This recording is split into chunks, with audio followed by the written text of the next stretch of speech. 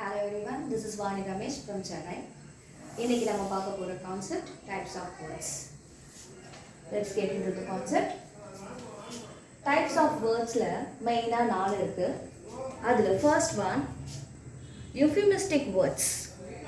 Euphemistic wordsனா அதாவது ஒருத்தருடைய உண்மையான நிலைமை எப்படி இருந்த போதும் அது அப்படியே சொல்லி அவங்களை கஷ்டப்படுத்தாம வேறு விதமாக பொலைட்டான வார்த்தைகளை யூஸ் பண்ணி அந்த உண்மை நிலையை உணர்த்துறதுன்னு வச்சுக்கலாம். ஃபார் எக்ஸாம்பிள், வேலை இல்லாமல் ஒருத்தர் இருக்கிறாரு அப்படின்னு சொன்னால் அன்எம்ப்ளாய்டுன்னு டைரெக்டாக சொல்லாமல் பிட்வீன் ஜாப்ஸ்ன்னு அதை பொலைட்டாக சொல்கிறது. டைடுன்ற வார்த்தையை பிரயோகம் பண்ணாமல் பாஸ்ட் அவேன்னு யூஸ் பண்ணுறது.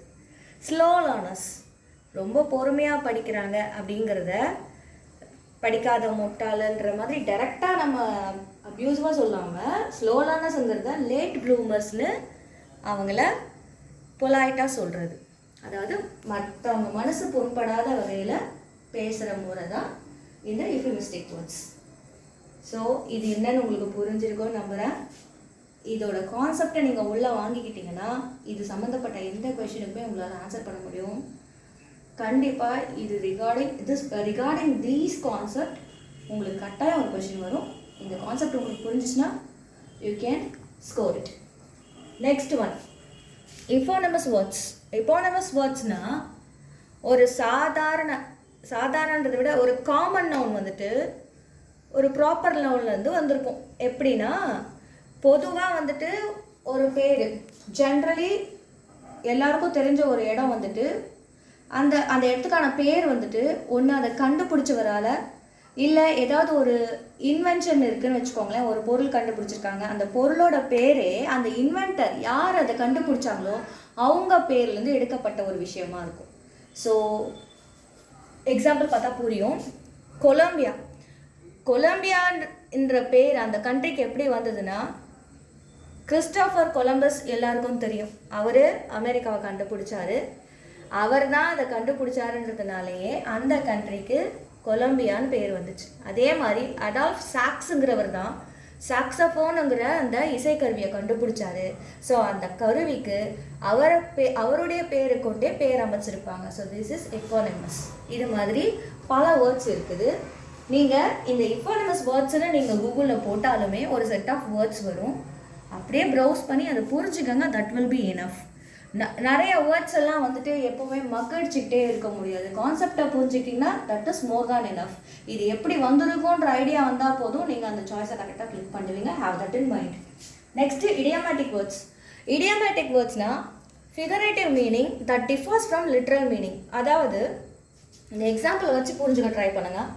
பிரேக் த ஐஸுங்கிறது தான் இங்கே இடியம். ஓகேவா? பிரேக் த ஐஸுங்கிறது இடியம். இது நேரடியாக பார்த்தீங்கன்னா ஐஸை உடைங்கிற மாதிரி ஒரு பொருள் தருதா, பட் ஆனால் அது லிட்ரலான மீனிங் வந்துட்டு அப்படியே எடுத்துக்கக்கூடாது. ஸ்டார்ட் ஏ கான்வர்ஷன், மௌனத்தை உடைச்சு பேச ஆரம்பிங்க அப்படின்ற மாதிரி தான் இதுக்கு பொருள். அதே மாதிரி கிக் த பக்கெட்னா ஒருத்தர் இறந்துட்டாருன்றத இப்படி குறியிட்டு சொல்கிறது. கிக் த பக்கெட்னா பக்கெட்டை எட்டி உதச்சிட்டாருன்னு அர்த்தம் கிடையாது. இறந்துட்டாருங்கிறது தான் ஹீ கிக் த பக்கெட்டுன்னு சொல்லுவாங்க. ஸோ அதே மாதிரி பீஸ் ஆஃப் கேக்னா சாப்பிடக்கூடிய கேக்கில் ஒரு பீஸ் இல்லை, இட்ஸ் வெரி ஈஸின்னு அர்த்தம். லைக் நீங்கள் இந்த கான்செப்ட் எல்லாம் புரிஞ்சுக்கிட்டிங்கன்னா this exam will be a piece of cake for you. கான்செப்டை புரிஞ்சுக்கிட்டு படிச்சிங்கன்னா everything will be dead easy, right?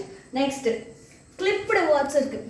Clipped வேர்ட்ஸ்னால் ஒரு முழு வார்த்தையில் ஒரு பகுதியை மட்டும் எடுத்து பிரயோகம் பண்ணுவாங்க. அது வந்துட்டு ஒரு வார்த்தையோட முற்பகுதியை மட்டும் கூட எடுத்துப்பாங்க, இல்லை பின்னாடி வரக்கூட பகுதியை எடுத்துப்பாங்க, இல்லை நடுவில் இருந்து கூட எடுத்துப்பாங்க. இப்படி அங்கங்கேருந்து வேர்ட்ஸை எடுத்துட்டு ப்ரொனவுன்ஸ் பண்ணுவாங்க. For example telephone. இந்த எக்ஸாம்பிள் பார்த்தீங்கன்னா, டெலிஃபோனில் டெலியை எடுத்துகிட்டு ஃபோன் மட்டும் சொன்னாலுமே அது புரியும். அதே மாதிரி மோட்டர் பைக்கில் மோட்டர் எடுத்துகிட்டு பைக் மட்டுமே சொன்னாலுமே நமக்கு அது அண்டர்ஸ்டாண்டபிள். ஹாம்பர்கர் தான் நம்ம சொல்லணும், ஆனால் ஆக்சுவலாக நம்ம எல்லாரும் ஹாம்பர்கர் சொல்கிறதில்ல, ஹாம் எடுத்துகிட்டு வெறும் பர்கருக்கு தான் ப்ரொனவுன்சியேஷன் கொடுத்துக்கிட்டு இருக்கோம் ஜென்ரலி. இது வந்து என்னது, முன்னாடி இருக்கிற வார்த்தையை கட் பண்ணிவிட்டு பின்னாடி உள்ள இந்த வேர்டை மட்டும் எடுத்து பேசுறது. இது ஒரு ரகம். இதில் அடுத்த ரகம் பார்த்தீங்கன்னா பின்னாடி வரக்கூடிய வார்த்தையில் அந்த வார்த்தையில் பின்பக்கத்தை வந்துட்டு கட் பண்ணிவிட்டு ஃப்ரண்ட் பார்ட்டை மட்டும் மெயினாக வச்சு பேசுறது. ஃபார் எக்ஸாம்பிள் கேசோலின், கேசோலின்னு நம்ம எப்போவுமே சொல்கிறது இல்லை, கேஸ்ன்னு தான் சொல்கிறோம். And examination is the full form of the word. Actually we don't say it always as examination, we just say it as exam. மேத்தமேட்டிக்ஸாக எப்போதும் நம்ம மேத்தமேட்டிக்ஸ்னு சொல்லிகிட்டே இருக்கிறது இல்லை, we just say it as maths. So front பார்ட்டை மட்டும் எடுத்து நம்ம பேசுறது. இன்னொரு ரகம் இந்த கிளிப்டு வேர்ட்ஸில் என்னதுன்னா, முன்னாடியும் இருக்காது பின்னாடியும் இருக்காது, நடுவில் இருக்கிற கான்செப்டை மட்டும் எடுத்துகிட்டு அந்த வார்த்தையை வந்து ஃபார்ம் பண்ணுவாங்க. ஃபார் எக்ஸாம்பிள் ரெஃப்ரிஜரேட்டர் எடுத்துக்காங்க. ரெஃப்ரிஜரேட்டரில் முன்பகுதியும் எடுத்துட்டாங்க பிற்பகுதியும் எடுத்துட்டாங்க, ஃப்ரிட்ஜுன்ற வார்த்தையை மட்டும் சொல்லி பழக்கப்படுத்தி சொல்லிட்டு இருக்காங்க. அடுத்தது இந்த ஃப்ளூங்கிற வார்த்தை இன்ஃப்ளூயன்ஸாங்கிற வேர்ட்லேருந்து வந்திருக்கு. அதில் இன்ஃப்ளூயன்ஸாவில் இன்னும் இல்லை, பின்னாடி வர ஜாவில் நடுவில் இருக்க ஃப்ளூ மட்டும் எடுத்திருக்காங்க. ஸோ இது ஒரு டைப் ஆஃப் கிளிப்டு வேர்ட். அதே மாதிரி காம்ப்ளெக்ஸ் கிளிப்டு வேர்ட்ஸ்ன்னு இருக்குது. இந்த காம்ப்ளெக்ஸ் கிளிப்டு வேர்ட்ஸ்னால் 2 டிஃப்ரெண்ட் வேர்ட்ஸ் இருக்கும், அதுலேருந்து கொஞ்சம் பார்ட் மட்டும் எடுத்துருப்பாங்க. இப்போ இந்த ஒய்ஃபையே எடுத்துக்கோங்களேன், ஒயர்லெஸ் ஃபிடிலிட்டிங்கிறது தான் இதோட ஃபுல் ஃபார்ம். இந்த ஒயர்லெஸ் ஃபிடிலிட்டியில் ஃபஸ்ட்டு 2 லெட்டரையும் ஃபிடிலிட்டியில் ஃபஸ்ட் 2 லெட்டரையும் எடுத்துட்டாங்க. அந்த 2 வேர்ட்ஸ்லையுமே மொதல் 2 லெட்டர் மட்டும் எடுத்துக்கிட்டு அதை வச்சு ஒய்ஃபைன்னு ப்ரொனவுன்ஸ் பண்ணுறாங்க. இப்போ திஸ் இஸ் சயின்ஸ் ஃபிக்ஷன். சயின்ஸில் ஃப்ரண்ட் பார்ட்டும் ஃபிக்ஷனில் ஃப்ரண்ட் பார்ட்டும் மட்டும் எடுத்து சைஃபைன்னு சொல்கிறாங்க. அண்ட் இதை பார்த்தீங்கன்னா ஃபாரின் எக்ஸ்சேஞ்ச் தான் ஃபாரெக்ஸ்னு சொல்கிறாங்க. ஃபாரினில் ஃபர்ஸ்ட் பார்ட்டும் எக்ஸ்சேஞ்சில் ஃபர்ஸ்ட் பார்ட்டும் எடுத்து forex. So this is complex clipped வேர்ட்ஸ்ன்னு சொல்லுவாங்க. ஆக்சுவலி கிளிப்டு வேர்ட்ஸை ஜென்ரலாக கிளிப்டு வேர்ட்ஸ்ன்னு தான் கேட்பாங்க, இவ்வளோ டீப்பாலாம் போக மாட்டாங்க. பட் இதோட பார்ட்டுங்கிறதுனால நான் எக்ஸ்பிளைன் பண்ணிகிட்ருக்கேன். மேபி இதையும் கொடுத்துட்டு என்னென்னு கேட்டாங்கன்னா நீங்கள் வந்து யோசிக்காமல் நீங்கள் அந்த சாய்ஸை எடுக்கணுன்றதுக்காக சொல்லிகிட்ருக்கேன். பிளெண்டிங் வேர்ட்ஸ் அகெயின் இதுவும் வந்து எப்படின்னா 2 சொற்கள் அப்படியே மறுவி புதுசாக ஒரு புது வார்த்தை வந்துடும். ஸ்மோக் ப்ளஸ் ஃபாக், இது 2ம் சேர்ந்து தான் ஸ்மோக். ஓகேங்களா? அதே மாதிரி பிரேக்ஃபாஸ்ட்டு லஞ்சு, பிரேக்ஃபாஸ்ட்டுக்கும் லஞ்சுக்கும் இடைப்பட்ட நேரத்தில் நம்ம குறிக்கக்கூடிய உணவு பிரஞ்சுன்னு சொல்லுவாங்க. லைக் ஒரு 11 o'clock நம்ம சாப்பிட்றோம்னு வச்சுக்கோங்களேன். காலையில் சாப்பிட்டுட்டோம், 1 o'clock லஞ்சுக்கு முன்னாடி இடையில ஒரு பிரேக்ஃபாஸ்ட்டுக்கும் லஞ்சுக்கும் நடுவில் ஒரு உணவு எடுத்துக்கிறோன்னா அதை பிரஞ்சுன்னு சொல்லுவாங்க. ஸோ திஸ் இஸ் ஹவ் இந்த வேர்ட்ஸ் இப்படி ஃபார்ம் ஆகுது. இப்படின்றது தான் இந்த கான்செப்ட்டு. நீங்கள் இது எல்லாத்தோட அர்த்தம் மட்டுமே நீங்கள் புரிஞ்சுக்கிட்டு கொஞ்சம் வேர்ட்ஸ் மட்டும் நீங்கள் எக்ஸாம்பிளுக்கு பாருங்கள். That will be more than enough.